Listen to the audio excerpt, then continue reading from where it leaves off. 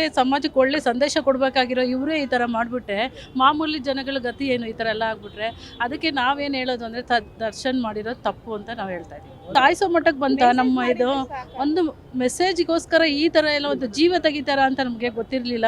ಇನ್ನೂ ಜನತೆ ಎಲ್ಲ ಹುಷಾರಾಗಿರ್ಬೇಕಾಗತ್ತೆ. ಜನ ಕಾಯೋ ಇವರೇನೆ ಈ ಥರ ಎಲ್ಲ ಮಾಡೋದು ತಪ್ಪಂತ ನಾನು ಹೇಳ್ತಾ ಇದ್ದೀನಿ. ಫ್ಯಾನ್ಸ್ ಇದ್ದಾರೆ, ಅವ್ರಿಗೆಲ್ಲ ಇಷ್ಟು ದೊಡ್ಡ ವ್ಯಕ್ತಿ ಈ ಥರ ಮಾಡ್ತಾರೆ ಅಂತ ನಾವು ಅಂದ್ಕೊಂಡೇ ಇರಲಿಲ್ಲ.